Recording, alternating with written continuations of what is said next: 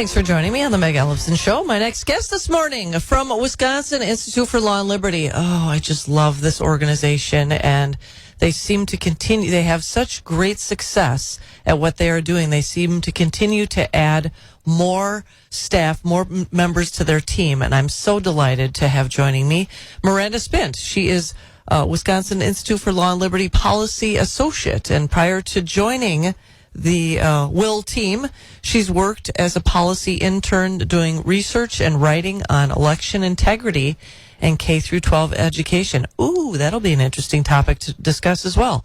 Good morning, Miranda. How are you? Good morning. How are you? Thank you. I'm good.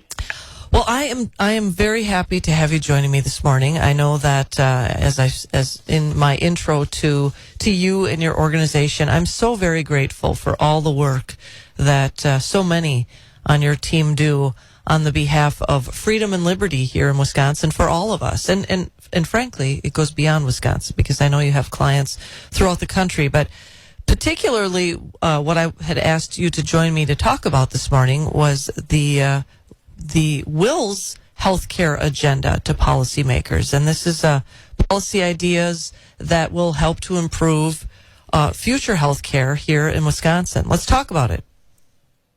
Absolutely. Thank you so much for having me on to talk about this. So we just released this report last week, and it offers 15 policy ideas for free market healthcare solutions, and they fall under three major aspects, which are practitioner freedom, lowering costs, and lack of access. So underneath each of those themes, we have multiple policy solutions that introduce free market mechanisms into our healthcare system, so that we can start achieving all the things we want to do, lowering costs, making it more accessible for everybody.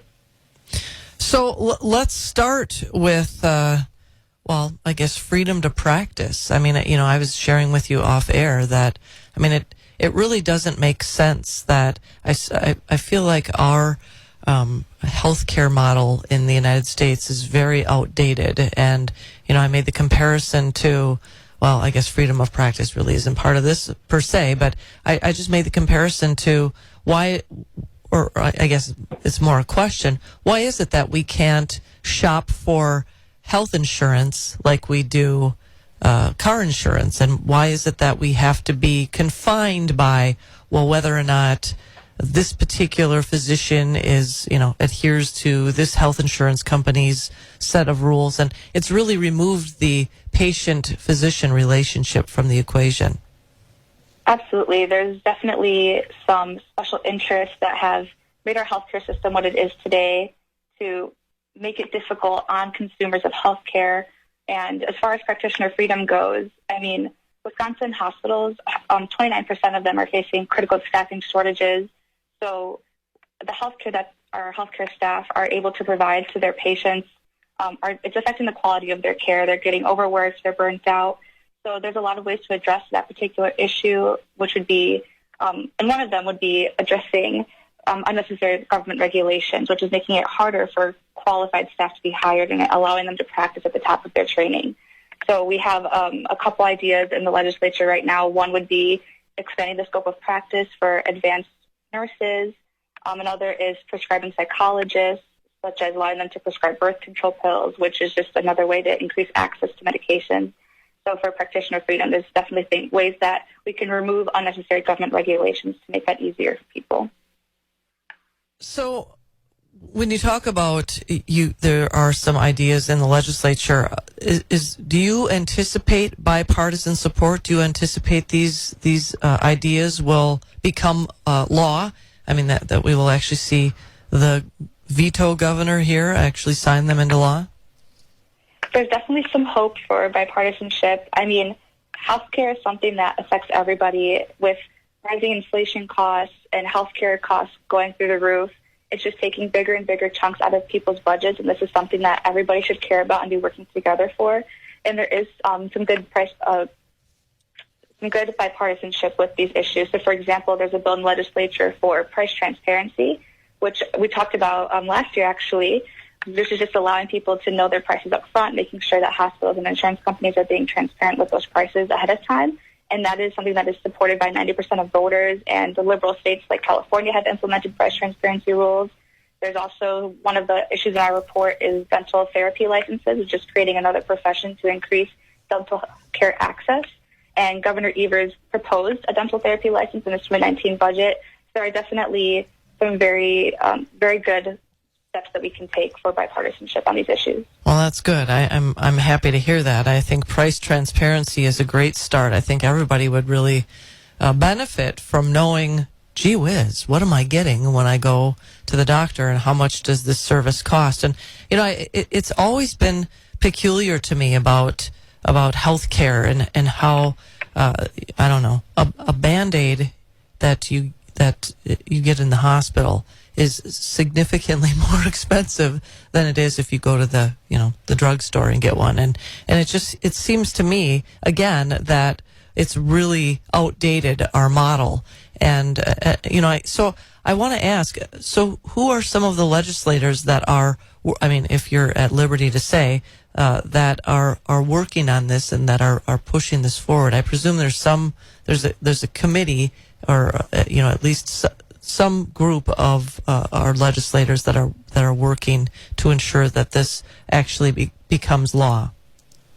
Absolutely. There's definitely a few. One that we work very closely with here at Will is Senator Mary Felskowski. She introduced the price transparency legislation, and I also believe the prescribing psychologist, so she's part of that bill. So we definitely have some very good allies in the state capitol who are working on these issues.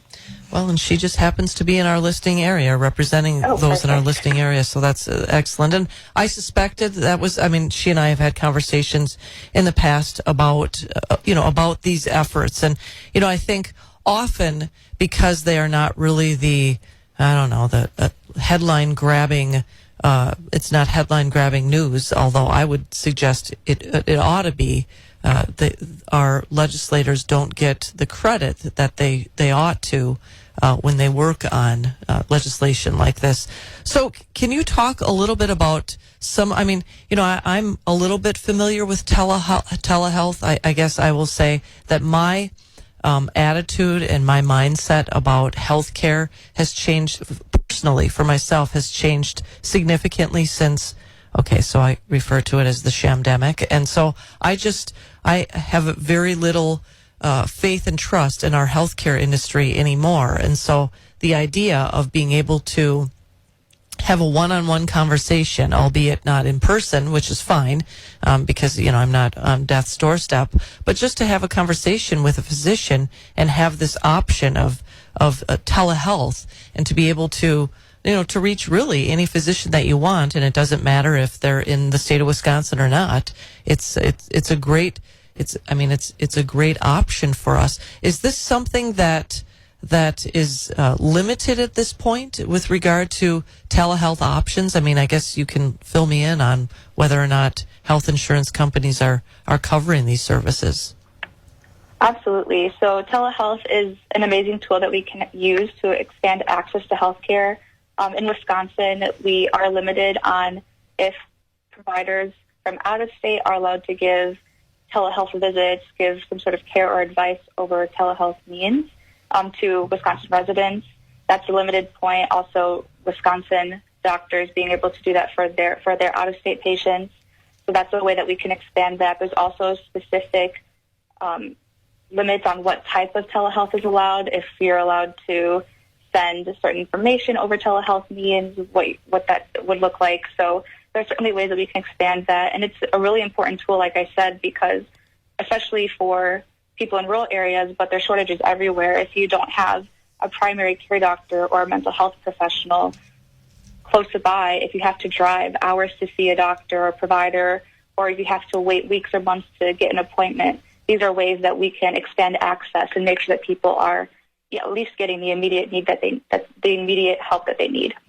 I think too, what's important, and this is highlighted in your report, is the expanding right to try. And I know our very own United States Senator Ron Johnson was instrumental in at least getting the issue talked about. And I guess I'll ask the question again: do you anticipate bipartisan support with right to try? Because I think what we saw during the course of the shamdemic is that there was one prescribed action, one prescribed protocol for treating those that contracted COVID, and there was no deviation from that. Do you anticipate that there's going to be difficulty in persuading Democrats to go along with right to try legislation?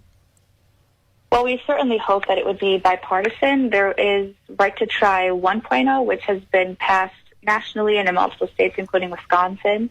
So with Right to Try 2.0, that would just be expanding that to more personalized healthcare. So with experimental treatments, that would be specific to your DNA and expanding that access for Right to Try.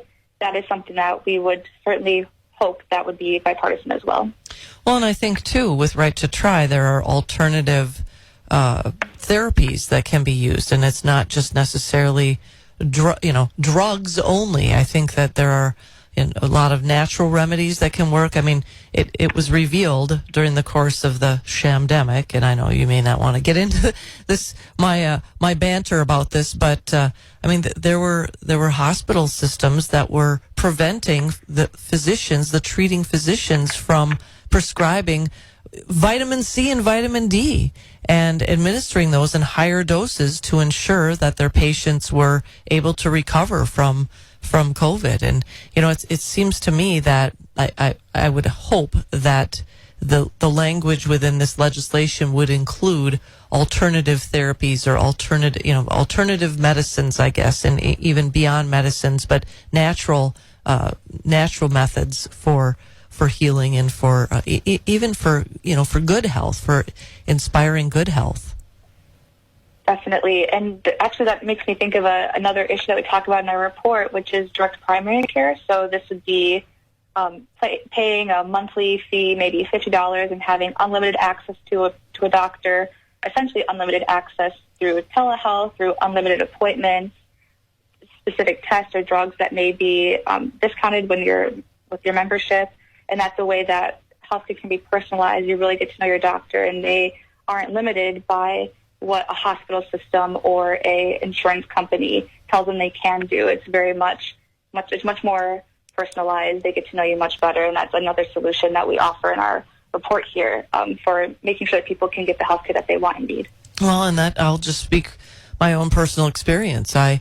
I see a nurse practitioner, and that's her model. She went away from the big healthcare systems here in central Wisconsin and is practicing on her own, and that's part of her. One of the ways in which you can see her is if you pay a monthly fee, and I think that would actually help those who have higher insurance costs to, rather than paying a monthly premium to an insurance company, you pay that monthly premium directly to your provider, and then you have, as you said, unlimited access to that person when it's needed. Exactly. It's definitely a great solution, and there's so many more things that we could do with our providers, with the cost of healthcare, and all these things that we can do to really make healthcare work for consumers and not so much for the powers that be that have created the system into what it is today. Well, Miranda Spent, thank you for joining me this morning. We chatted off air about your all that you are achieving in addition to being a full-time policy associate at Wisconsin Institute for Law and Liberty. You're also working on your master's degree, and I give you so much credit for having the energy to do all of that and more. And I'm just very grateful that your organization exists, and keep up the great work, and stay in touch with me about this particular this report that you have, that your team has put together, and also if there's ever any need to make our listeners aware of any endeavors that you want us to publicize, I'm happy to do so, and especially in particular with regard to our legislators and embracing these ideas for, I guess I would say, 21st century healthcare in Wisconsin and beyond. Absolutely. Thank you so much for your kind words and for having me on your show. Well, thanks, Miranda. I hope you have a great day. Thank you. You too. Thanks. We'll talk again soon.